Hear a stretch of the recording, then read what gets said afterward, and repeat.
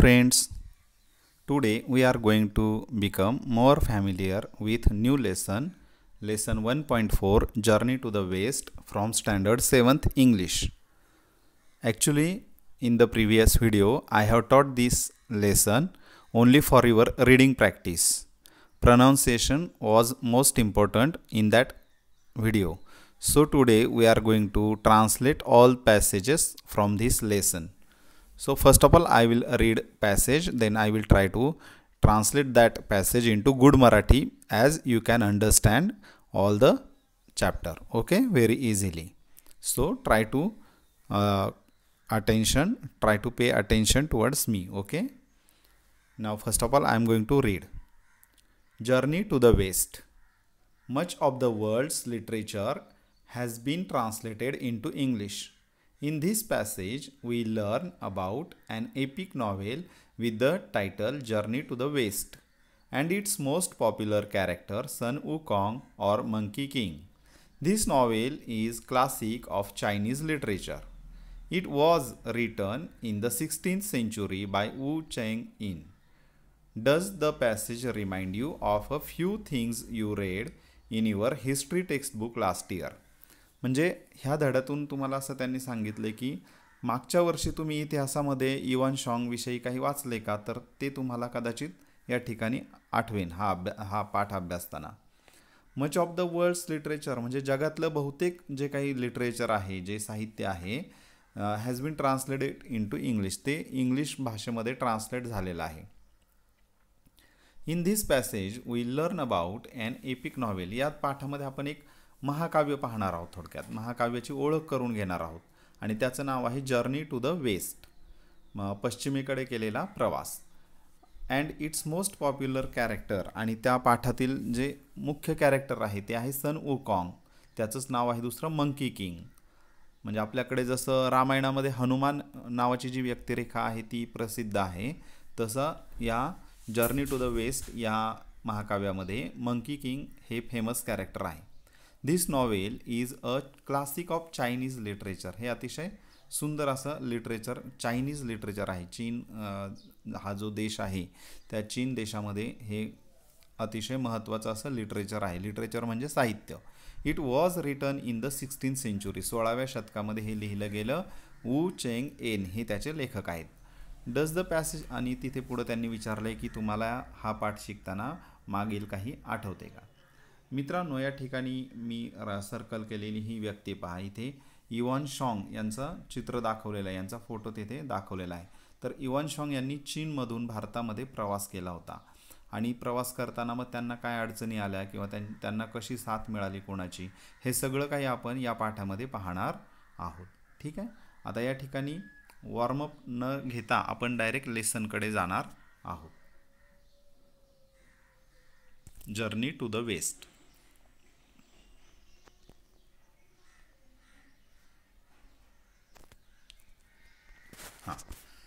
When we read the words journey to the west, we naturally start thinking about a journey to western countries like England and America. तर generally आपण काय असतं की journey to the waste असं म्हटलं की आपल्याला लगेच वाटतं की आपण इंग्लंड आणि अमेरिका या देशांमध्ये जो प्रवास आपण करतो भारतातले लोक, तर त्या प्रवासाला आपण जर्नी टू द वेस्ट म्हणतो.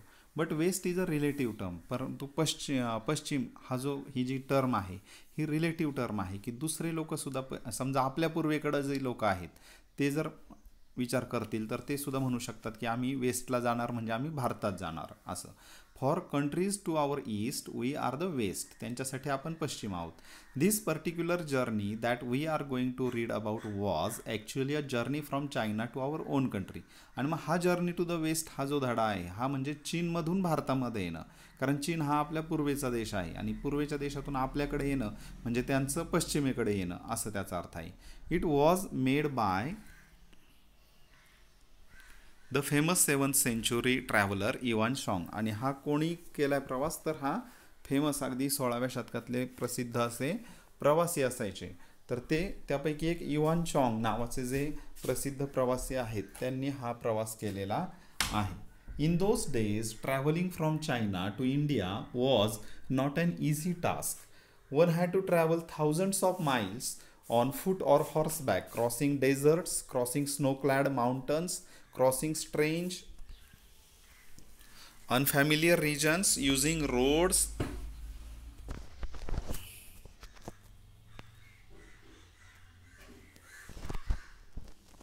where bandits and robbers roamed. Who would do it? But Yuan Chong had a dream. He wanted to take Buddhist scriptures from India to his homeland in China. It was like a pilgrimage to him. आता त्या काळी काय होतं, चायनामधून भारतामध्ये यायचं हे काही एवढं सोपं काम नव्हतं. त्यावेळेस ज्याला इकडे यायचं आहे त्याला काय करावं लागायचं, थाउजंड्स ऑफ माइल्स, हजारो मैलांचा प्रवास त्याला पायी करावा लागायचा किंवा मग त्याला घोड्याच्या पाठीवर बसून यावं लागायचं. आणि शिवाय त्या प्रवासामध्ये त्याला डेझर्ट म्हणजे वाळवंट क्रॉस करावी लागायची. त्याचबरोबर स्नो क्लॅड माउंटन्स म्हणजे इथे शब्द आहे पहा, स्नो क्लॅड माउंटन्स, बर्फाच्छादित पर्वत. त्यानंतर क्रॉसिंग स्ट्रेंज अनफॅमिलियर रिजन्स, अगदी अनोळखी अतिशय विचित्र अशा प्रदेशातून प्रवास करावा लागायचा. युझिंग रोड्स व्हेअर बँडिट्स, म्हणजे त्या भागामध्ये काय होतं, बँडिट्स म्हणजे दरोडेखोर, अँड रॉबर्स रोम्ड, ज्या भागामध्ये रॉबर्स लुटारू लोक किंवा दरोडेखोर राहायचे त्या भागातून प्रवास करावा लागायचा. आणि मग हे कोण करणार होतं, who would do it? But Ivan Tsang had a dream, परंतु इवान चॉंग, इथे पहा इवान चॉंग हॅड अ ड्रीम, त्यांच्याकडे एक स्वप्न होतं. त्यांचं काय स्वप्न होतं तर ते हे महत्त्वाचं वाक्य लक्षात घ्या, he wanted to take Buddhist scriptures. त्यांना काय करायचं होतं, बुद्धांचं जे काही स्क्रिप्चर्स आहेत, ग्रंथसंपदा जी होती आपल्या भारतामध्ये, तर ती त्यांना होमलँड म्हणजे त्यांची जी जन्मभूमी होती चायना तिकडे ते न्यायचं होतं. आणि म्हणून मग त्यांच्यासाठी म्हणजे आपले जे इवन चॉंग होते यांच्यासाठी ही एक पिलग्रिमेज होती. पिलग्रिमेज म्हणजे एक तीर्थयात्रा. ठीक आहे, पुढे जाऊया आपण. Yuan Chong undertook the long and difficult journey to follow his dream for 17 long years. म्हणजे इवान चॉंगनी ही जर्नी, हे स्वप्न पूर्ण करण्यासाठी त्यांनी हा प्रवास सुरू केला. फॉर 17 लॉंग इयर्स, किती वर्ष चाललं हे, 17 वर्ष. ही केप्ट ऑन ट्रॅव्हलिंग, त्यांचं ते प्रवास चालूच होता. Suffering many hardships on the वे, अतिशय वेगवेगळे संकट त्यांना, कष्ट होते, त्या कष्टांचा त्रास त्यांनी सहन केला. He travelled across the Gobi desert, Gobi वाळवंट त्यांनी पार केलं. Then along the Tianshan mountain range, Tianshan नावाची जी माउंटन रेंज होती ती त्यांनी क्रॉस केली. And on along the silk road, त्यानंतर through regions that are now Kyrgyzstan, Uzbekistan, Afghanistan and Pakistan. Before he came to India, भारतामध्ये येण्यापूर्वी त्यांना एवढं सारं क्रॉस करावं लागलं. सिल्क रोड असेल, त्यानंतर थ्रू रिजन्स दॅट आर नाव, आता ते जे आता हा जो प्रदेश आहे तो या देशांच्या मध्ये आहे. इथे त्या देशांची नावं दिलीत पहा, Kyrgyzstan, Uzbekistan, Afghanistan and Pakistan. In India he travel to many parts and gathered many, भारतामध्ये आल्यानंतर सुद्धा त्यांनी खूप असा प्रवास केलेला आहे पहा, इथे दिलंय पहा. In India he travel to many parts and gathered many important manuscripts, भारतामध्ये पण त्यांनी खूप प्रवास केला आणि खूप माहिती गोळा केली. गॅदर्ड मेनी इम्पॉर्टंट मॅन्युस्क्रिप्ट्स, हस्तलिखिते. मॅन्युस्क्रिप्ट म्हणजे माणसांनी त्यावेळेस हाताने लिहावं लागायचं, प्रिंटिंग प्रेसचा शोध लागलेला नसेल त्यावेळेस, त्यामुळे ती माणसं काय करायची, हाताने लिहून ठेवायची. मग ताडपत्री असेल म्हणजे ताडाची जी पानं असतात त्या पानावर ते लिहून ठेवायचे, किंवा मग आणखी वेगवेगळ्या वनस्पतींची पानं, कापडं किंवा धातूचे बनवलेले पत्रे, यावर हे लिखाण केलेलं असायचं. ठीक आहे, तर त्याला मॅन्युस्क्रिप्ट्स म्हणतो आपण. त्यानंतर पुढे जाऊ आपण. We are moving forward. The way back home was also equally difficult, परत जायचा जो रस्ता होता घरी परत जाण्याचा त्यांचा चीनमधला, it was also equally difficult, तेवढाच तो अवघड होता. But Ivan Chwang managed to reach China safely along with the scriptures, परंतु इवान चॉंगने ठरवलंच होतं की मी काय करेल, सुरक्षितपणे हे सगळं चायनामध्ये घेऊन जाईल. दिस वॉज अ ग्रेट अचिव्हमेंट, आणि हे त्यांच्यासाठी एक महत्त्वाचा अचिव्हमेंट होती, मिळकत होती त्यांच्यासाठी ही.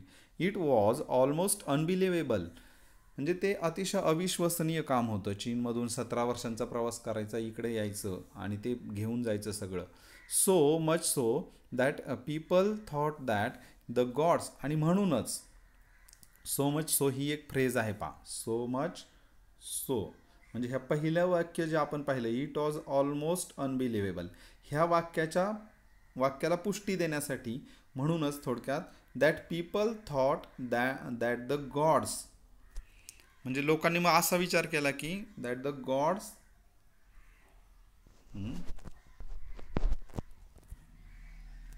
One minute, we will become familiar with also this picture also. One minute. हां, super natural powers had helped युवान चॉंग in his quest.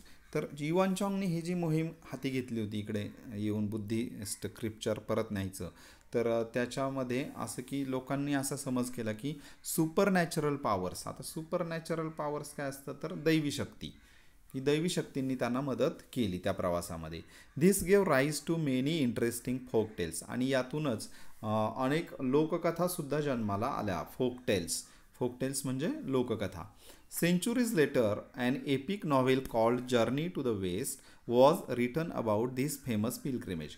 Centuries later म्हणजे शतकानंतर, अँड एपिक नॉव्हेल ही महाकाव्य लिहिलं गेलं. एपिक नॉव्हेल म्हणजे महाकाव्य, त्याचं नाव काय आहे, जर्नी टू द वेस्ट. आता पहा, मी इथे वारंवार उल्लेख केला एपिक नॉव्हेल म्हणजे महाकाव्य थोडक्यात. तर आपल्या भारतामध्ये असे कोणते एपिक नॉव्हेल आहेत तुम्हाला माहीत आहेत का, तर रामायण आणि महाभारत या दोन महाकाव्यांची माहिती तुम्ही तुमच्या घरच्यांकडून घ्यायची आहे, किंवा तुमच्या जवळपास जे शिक्षक वगैरे असतील तर त्यांनाही तुम्ही विचारू शकता की रामायण आणि महाभारत हे कोणी लिहिलं, कधी लिहिलं, त्यामध्ये काय लिहिलेलं आहे, याच्याविषयीची तुम्ही माहिती घ्यायची आहे. पुढे पहा, the novel made use of many of the folk tales. त्या नॉव्हेलमध्ये सुद्धा लोककथा समावेशित केलेल्या आहेत. The novel and the stories in it are still very popular. ती कादंबरी जर्नी टू द वेस्ट आणि तिच्यामध्ये असलेल्या कथा ह्या आजही अतिशय पॉप्युलर आहेत, म्हणजे प्रसिद्ध आहेत, लोकांना माहिती आहेत, प्रसिद्ध आहेत. ठीक आहे, आता आणखी पुढे पाहू आपण.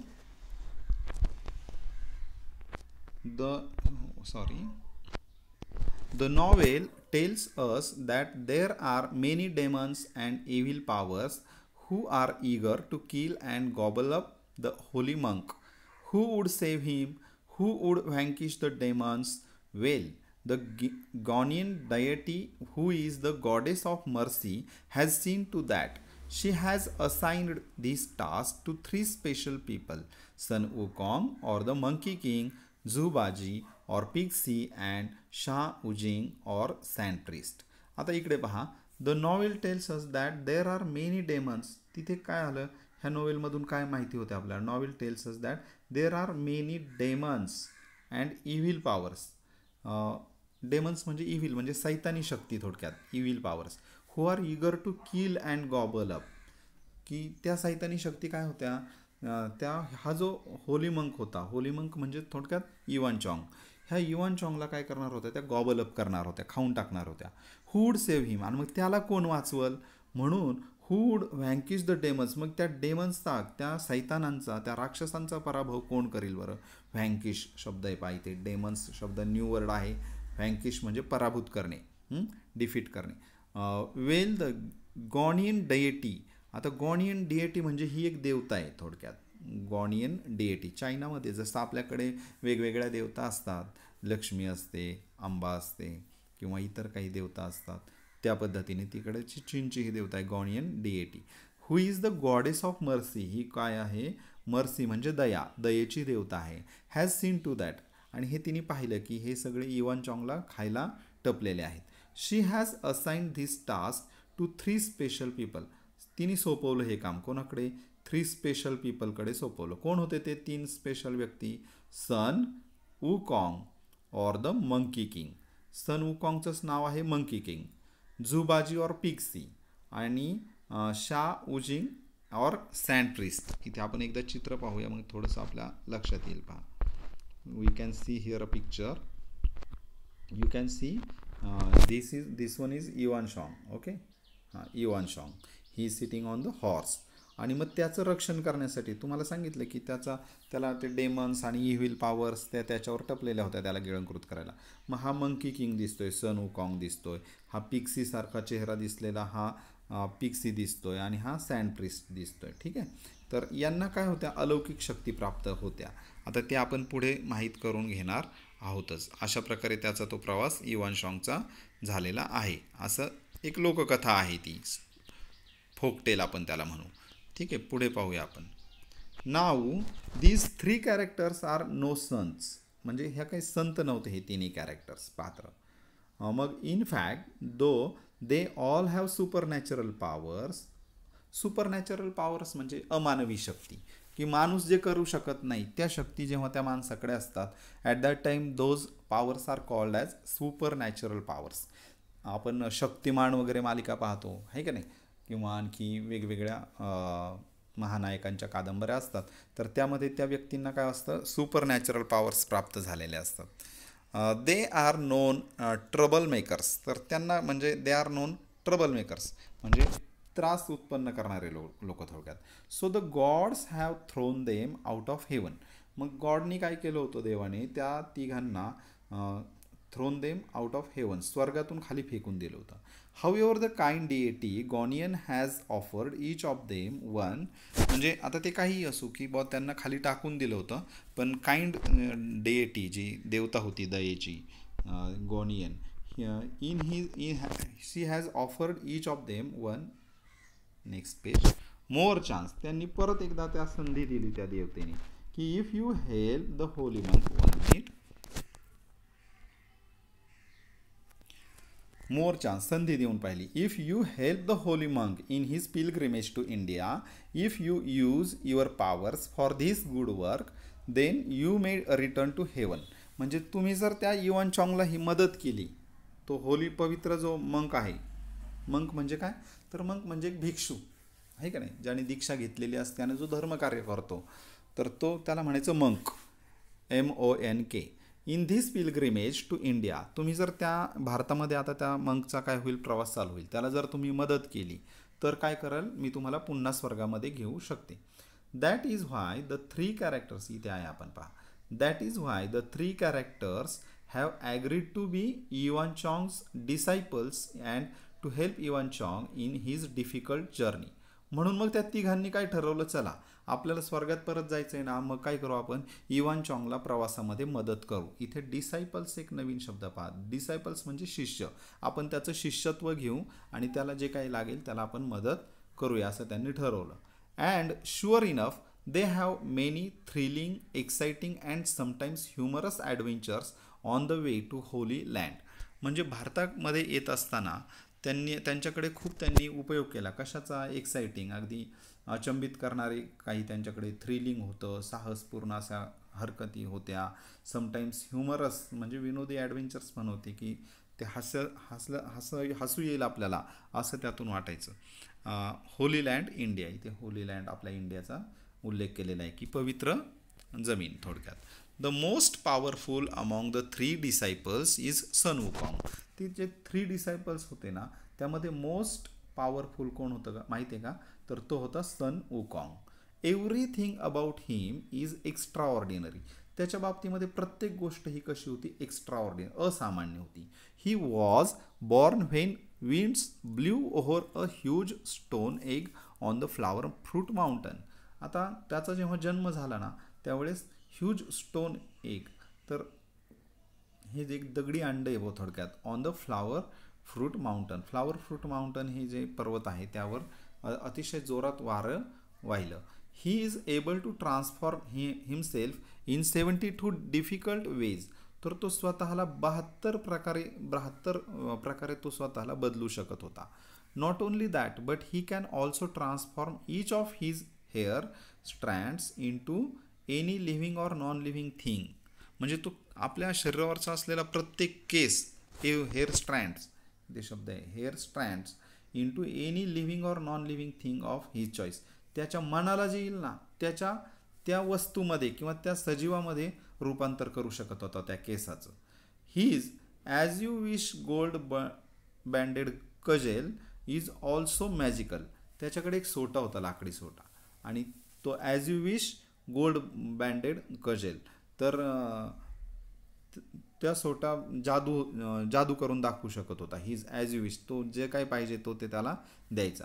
It can grow as big as a pillar supporting the sky, तो इतका वाढायचा as big as a pillar, की सपोर्ट तो स्कायला जणू काय आकाशाला तो सपोर्ट करतोय, आधार देतोय असं वाटायचं. But at other times it becomes, 1 minute, but other times it becomes as tiny as a needle, इतका छोटा व्हायचा की तो एखाद्या सुईसारखा व्हायचा. Then the monkey king just tucks it away behind his ear, आणि मग तो ते कजल छोटं झालं सुईसारखं की तो कानामागे तो लावून ठेवायचा. Sun Wukong can travel thousands of kilometres in just one somersault, त्यांनी जर अशी एक चिलुंग उडी आपण म्हणतो ना त्याला, पाठीवर घ्यायची उडी, समर सॉल्ट, इथे नवीन शब्द आहे पहा, हां समर सॉल्ट, तर ती उडी जर घेतली पाठीवर तर तो हजारो किलोमीटर लांब जायचा. He can walk through fire, बघा तो काय काय करू शकतो, त्याची वैशिष्ट्ये आहेत सन वुकॉंगची. You have to remember all the characteristics of that Sun Wukong. He can walk through fire, तो जाळातून चालू शकतो. ट्रॅव्हल अंडर वॉटर, तो पाण्यातून प्रवास करू शकतो. And fly to any place at will, तो त्याला जिथं वाटेल तिथं तो उडून जाऊ शकत होता. His body is as hard as a diamond, हिऱ्या इतकी कडक त्याची बॉडी होती, कठीण होती. So no one and nothing can injure him, म्हणून त्याला कोणापासूनही धोका होऊ शकत नव्हता, कोणी त्याचं इंजुरी करू शकत नव्हतं, त्याला दुखापत करू शकत नव्हतं. हिज गोल्डन गेज, गेज म्हणजे त्याचं टक लावून पाहणं, his golden gauge, fiery eyes, अगदी विस्तवासारखे लालबुंद त्याचे डोळे. हॅव एक्स-रे व्हिजन, त्याच्या डोळ्यांना आरपार दिसायचं एखाद्या वस्तूतलं किंवा व्यक्तीतलं. नो वन कॅन डिसीव्ह हिम, त्याला कोणीही फसवू शकत नव्हतं. डिसीव्ह शब्द नवीन आहे इथे, DCIV, डिसीव्ह म्हणजे फसवणे, त्याला कोणीही फसवू शकत नव्हतं कारण त्याला आरपार दिसायचं कोणाचं काय चाललंय. Sun Wukong is brave and intelligent but he is also trickster, तो ब्रेव आहे, इंटेलिजंट आहे, बुद्धिमान आहे, आणि ऑल्सो ट्रिक्स्टर म्हणजे ट्रिक करणारा, वेगवेगळ्या जादुई ट्रिक करणारा. He loves to have fun, त्याला गमती करायला आवडायचं. He loves to have fun and some of his super powers help him to just that, मग बाकी त्याच्या ज्या शक्ती होत्या त्याच्यासाठी त्याला मदत करायच्या. He has a was which was, इथे नवीन शब्द आहे, वॉज म्हणजे फुलदाणी बरं का, was. He has a was which can, आता मित्रांनो एक लक्षात घ्या, माझ्या उच्चारामध्ये कधी कधी वॉज, वेस असे शब्द येतात किंवा इतरही उच्चारांमध्ये कधी कधी तुम्हाला बदल जाणवू शकतो. लक्षात घ्या, इंग्रजी भाषा शिकत असताना आपल्याला 2 पद्धतीचं उच्चारण करावं लागतं. कधी कधी अमेरिकन उच्चार येतात तर कधी कधी ब्रिटिश, कारण दोन्ही देशांमध्ये इंग्रजी भाषा बोलली जाते आणि त्या भाषांचा प्रभाव, त्या उच्चारांचा प्रभाव आपल्या इंडियन लँग्वेजेसवर पडत असतो. So that I can pronouns sometimes American or sometimes British, so that it is your responsibility to learn proper pronunciation of each word. Okay, चला, we are moving forward. Which can suck in anything or anyone, तर ती फुलदाणी जी अशी होती की त्याच्यामध्ये काही पण जाऊ शकत होतं. त्याने समुद्राला लावलं तर समुद्र अख्खा त्या वॉजमध्ये बसवू शकत होता. He can simply point at a lock and open it, तर एखाद्या कुलपाकडे जर त्यांनी पाहिलं तर ते कुलूप आपोआप निघायचं, ओपन व्हायचं. He is very very quick and can grow very big and very tiny at a blink, म्हणजे डोळे बंद करेपर्यंत, ॲट अ ब्लिंक म्हणजे आपण म्हणतो निमिषार्धात तो काय करायचा, पापणी उघडेपर्यंत तो खूप मोठा उंच उंच व्हायचा, तर कधी कधी एकदम तो बारीक व्हायचा, टायनी व्हायचा.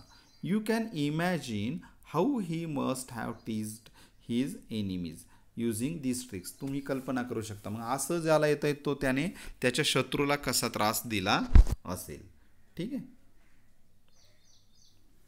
If you want to read about the adventures that Sun Wukong and his companions had on the way, you will find the stories in the English translation of Journey to the West. Actually आता हे काय आहे माहिती का, तर journey to the waste ह्या हे जे महाकाव्य आहे किंवा हे जे लिटरेचर आहे चीनमधलं, तर याची आपण ओळख करून घेत आहोत.